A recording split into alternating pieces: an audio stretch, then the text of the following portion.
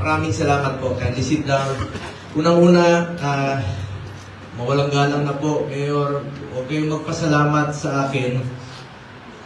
Ako po ang dapat magpasalamat sa inyo dahil binigyan niyo po ako ng pangalawang pagkakataon na makapagserbisyo po muli sa inyo. Ako po isang probinsyano lamang, isang Bisaya na Batanggenyo na binigyan niyo po ng pagkakataon na makapagserbisyo. Hindi ko po sasayangin yung pagkakataon binigay niyo po sa akin. Magkatrabaho po ako para sa Pilipino sa abot ng aking makakaya. Serbisyo, sipag at malasakit po ang pwede kong i-alay sa inyo. Ang dapat nating pasalamatan ngayong araw na ito, hindi po kami mga politiko. Ang dapat nating pasalamatan ngayon, ang ating mga medical frontliners. Hindi po natin mararating itong kinaroroonan natin, hindi po dahil sa inyo. Headed by our Dr. Gap Legaspi. Palakpakan po natin at lahat ng mga doctors na narito. Salamat po, Sir Dr. Gap. Laki pong respeto sa inyo. Ang ganda po ng PGH na ngayon. At katulad ng SPMC sa Davao, magiging kumpleto na rin po. Isa rin po ito sa ating sinulong na batas noon. Ito pong Regional Specialty Center na nakikita ko nandito rin po sa PGH. No? At nabanggit po ng ating magaling na mayor ng Maynila yung pag-oopera sa Biliary Atricia yung programa niyo po. Matagal na rin po namin yan noon na sinusuportahan. In fact, meron pong MOA with the Medical City noon, mga doctors na naawa talaga kami. Hirap na hirap po sila. Gusto nilang pumunta ng India dahil sa pagpapagamot. Dahil ang mahal po rito. At yung, alam mo, pag ikaw yung magulang, maghahanap ka talaga ng paraan para mapagamot ang iyong anak. Ang hirap po sa India, minsan, nagtatrabaho, yung mag-asawa, kailangan nilang pumunta ron, apektado ang kanilang trabaho. Ngayon, masaya po ako na sana po tuloy-tuloy po ito na meron na po kakayahan dito sa ating bansa. Hindi lang po sa private hospital, but pati na rin po sa public hospital. Ako naman po bilang inyong senador, sa abot po ng aking makakaya, kung ano po pwede kong maitulong sa inyo. At gusto ko rin po pasalamatan ng ating masipag na mayor. Matagal ko na itong kaibigan. 2015 pa po. Magkasama kami tuwing merong sunog, madaling araw, pinupuntahan namin, may patay, binibisita namin. At sobrang matulungin po ito. At masaya po ako na siya po muli ang mayor ng Maynila. Sa pakikipagtulungan po sa PGH, alam natin na maraming mga kababayan natin ang mga matutulungan sa mga programa po ng City Government ng Maynila.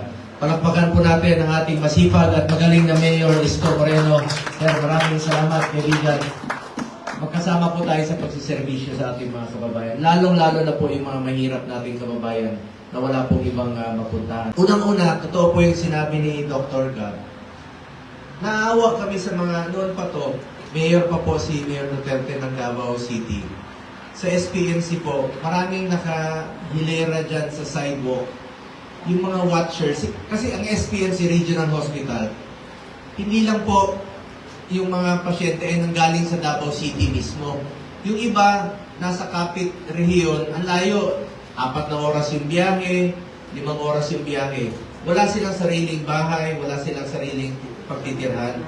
Nandiyan lang po yan sa sidewalk. Katulad dito sa PGH, nakikita ko minsan habang nag-aantay, nasa sidewalk lang po ng PGH. Ngayon, sabi niya, patayo tayo ng balay pasilungan doon sa Davao. It's a 1 floor. Ngayon po, pinagawa natin maging 5 floors na po. Pwede silang magpahinga, pwede silang yung mga kamag-anak nila. Para po ito sa mga watchers at saka sa mga patients na hindi pa pwedeng umuwi. So sabi niya noong 2019, bago pa nung pandemya, mahal po ni former President Duterte itong UPPGH. Ito yung unang hospital na naalala niya parati. Sabi niya, ang daming magagaling na mga espesyalista dyan, mga doctors. Tulungan natin, kaya naglaan po siya ng 100 million noon. Hindi nga nauubos ng UPPGH monthly. Sabi niya, tulungan natin dahil maraming mga doctors naman dyan na willing tumulong para sa mga mahirap natin itong pasyente. At ito pong Balay Lingap, 2019, finally, na-realize po siya ngayong 2025. At meron hong pagpapahingahan yung mga pasyente na hindi pa pwedeng umuwi. Aside from the patients, pati po yung watchers naman po. Kawawa naman yung watchers. Alam nyo, kami po mga probinsyano, karamihan po yung walang sariling bahay po dito sa Metro Manila. Ang hirap pong pumunta rito. At tulad sa heart center ngayon, wala sila, minsan nagre-renta lang po yan ng mga dormitory o mga boarding house dyan sa mga kapit na village po sa Quezon City. At hindi lang po itong Balay Lingap po ang isinulong natin na ipatayo. Meron na rin po tapos no sa Quezon Quirino Medical Center. Ginawa lang, parang ano lang po siya. Parang container van, aircon. Pwede po magpahinga yung pasyente o yung watchers. Pero mas maganda po ito dito sa inyo dahil 4 na floors po ang inyong pinatayo at maraming salamat po sa PGH at sa local government ng Manila headed by Mayor na naisakatuparan po ito at pinagamit niyo po itong lupa. Palakpakan po natin muli Mayor Isko, Dr. Cap Legaspi sa inyong mga tulong na may sakatuparan po ito. At hindi lang po itong Balay Lingap ang pinatayo natin na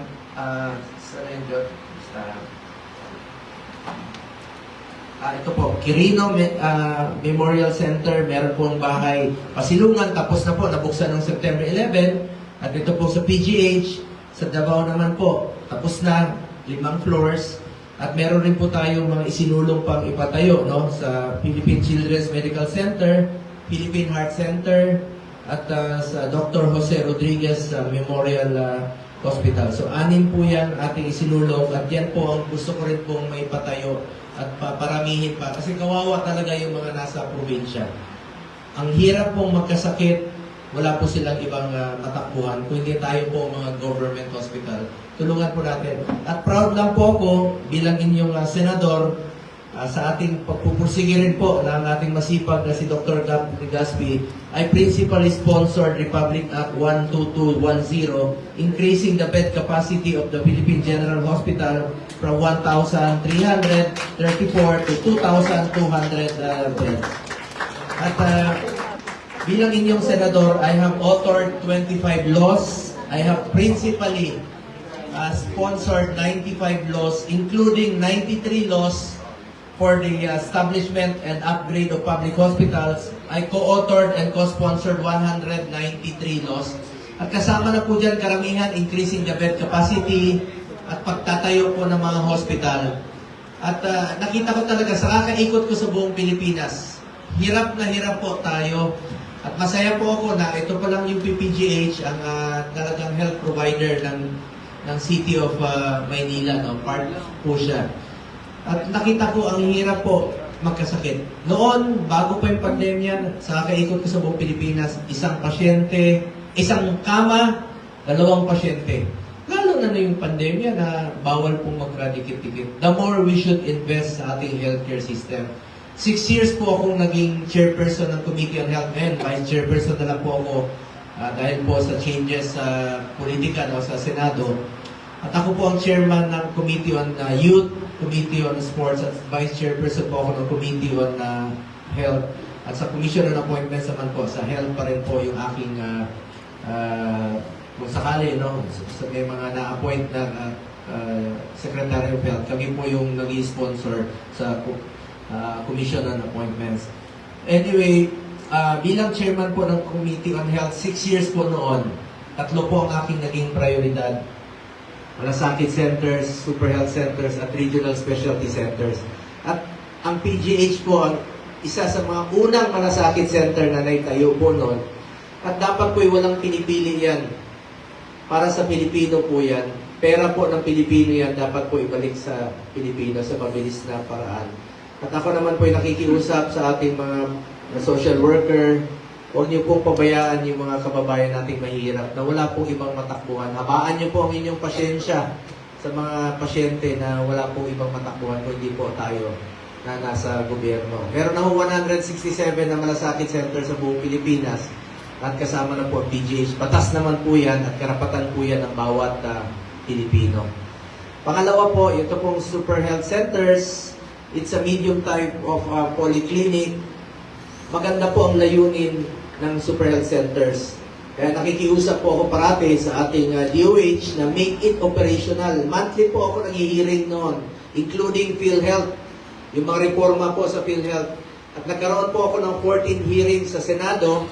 Kasama na po dyan yung health emergency allowances ng ating health workers. Finally, last year, nabayaran na po yung 27 billion at this year, yung 6.7 billion sa ating pagpupursige, pagpapaalala sa ating DOH at DBM. Dahil services rendered na po yan, pinaghirapan po yan ng ating mga health workers. Sila po ang hero ng pandemya. Kayo po yung hero ng pandemya. Hindi natin mararating ito kung hindi po dahil sa inyo. Pinaglaban natin yan at gusto ko lang po i-share sa inyo itong sa PhilHealth, no? Sa mga masama po loob po sa PhilHealth last year, dahil meron po silang excess funds na binalik sa National Treasury, hindi naman po excess funds yun dapat eh. Dapat po ginamit yun sa pasyente para walang excess funds, walang kukunin yung National Treasury. Ngayon, binalik rin po. Ang PhilHealth po, klaro naman eh. PhilHealth, health para sa Pilipino. PhilHealth, klaro po. So, para paglalaban ko po ang kalusugan ng bawat Pilipino. Finally naman po, marami na silang reformang ginawa. Pero napakaliit pa rin po ng share ng PhilHealth. Kahit tinaasan nila ng 50% yung case rates, maliit pa rin po yun. Sobrang liit po. Meron pong isang medical, provincial medical chief ng Camarines Norte. Nagkasakit po siya. 4 million ang sinagot ng PhilHealth, 27,000. Nagkasakit siya muli, 6 million ang sinagot ng PhilHealth, 27,000. A total of 57,000 out of 10 million, that is less than 1% pa rin po. Kulang. Tinaasan nila yung case rates, kulang pa rin po, 27,000, 28,000 lang yun. 85,000 out of 10 million. Dapat po, ang PhilHealth, gamitin nyo po yung pondo, ibalik nyo sa tao.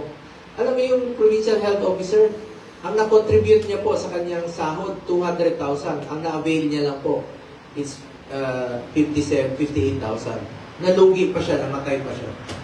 Dapat po ang PhilHealth, gamitin niyo po sa yung pondo. Ibalik niyo po sa taong bayan dahil kaltas po yan sa sahod namin. At pangalawa, yung mga indirect contributors, dapat alam nila na meron silang benepisyong natatanggap sa PhilHealth. Minsan, hindi po alam ng ating mga kababayan. Meron po buntis sa Cebu, nanganak sa sidewalk, takot magpa-hospital. Namatay po yung mag-ina. Dahil po sa takot silang magpa-hospital. Anyway, going back to my job as senator, yan po na sa Super Health Center, kahapon po na sa pagdinig ng committee hearing, nakikiusap po ako muli sa DOH, please make it operational. Magtulungan po kayo ng LGUs. LGUs naman po mag-ooperate niyan, magtulungan po kayo. Trabaho po ng DOH yan to make it operational. Bigyan niyo po ng prioridad yung completion at matatapos po ito. Kulang raw nila doctors minsan, mga nurses, medical frontliners. Magtulungan po kayo dahil 7,000 islands po ang Pilipinas. May mga lugar po na walang hospital, walang mga health centers. Ngayon po, marami po maganda po ang layunin ng Super Health Centers tulad ng Tingloy, Batangas. Island po, 1 oras ang biyahe noon, yung mga buntis nanganganak sa tricycle sa bangka. Ngayon, meron na silang health center doon na pwede na pong manganak. Nandiyan na po yung pharmacy. Maganda po ang layunin nito. Importante na po, tutukan lang po ng mga concerned department like ng DOH at ng LGU. Magtulungan po kayo at huwag po kayong magsisihan at magturuan. At pangatlo po, ito pong Regional Specialty Center. Batas na po ito ngayon. Yung paglalagay po ng mga heart center, kidney center, neonatal, geriatric sa mga matatanda, brain and spine, ortho, mental health, at iba pa. 17 po ito na mga specialty center na itatayo po sa mga selected DOH hospital sa buong Pilipinas. Katulad ng mga taga Zamboanga, taga Cagayan, taga Davao, Iloilo, Cebu, ang layo po magpa-opera sa heart center sa Quezon City. Ngayon po ilalagay na po sa mga selected DOH hospital. Tulad po ng PGH, sana po, mas mapalawig niyo po ang inyong serbisyo. Napakaganda po ng PGH. Isa pong magandang halimbawa ang PGH at malaking tulong po ang PGH sa ating inaasam, pinapangarap na sana po ay makamit natin yung ating universal healthcare. Ang layo pa natin sa ngayon. Pero pag nagtutulungan po ang gobyerno, pribado, ang ating mga medical frontliners, doctors, ay makakamit po natin itong pangarap natin. So muli, maraming salamat po muli sa inyo. At bilang chairman rin po ng sports at youth, bilang chairman ng youth, unahin ko po yung mga kapakanan ng ating mga kabataan, estudyante. Isa po ako sa nakipaglaban ng Free Tertiary Education Act noon at nag-file din po ako ng Expanded Free Tertiary Education Act.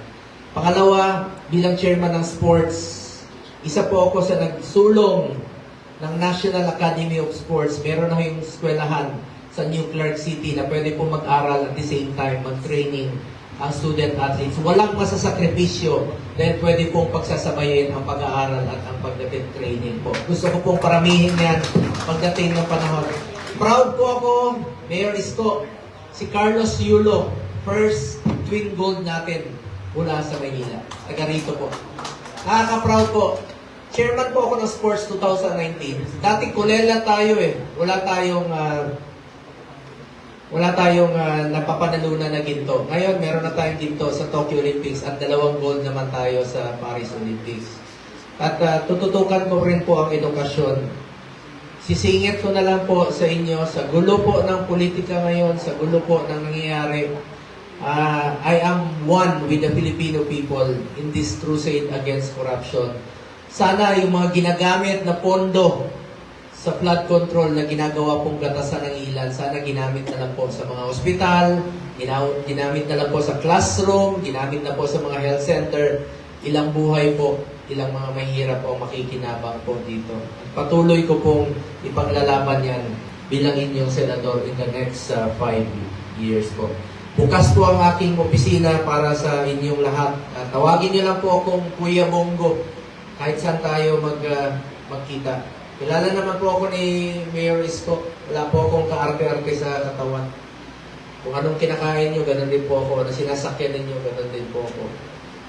Kalapitin nyo lang po ako anytime. Just call me Kuya Bongo. Pero may pakiusap lang po ako sa inyo. Kung mas matanda kayo sa akin, huwag nyo naman akong tawagin Kuya. Bongo lang po.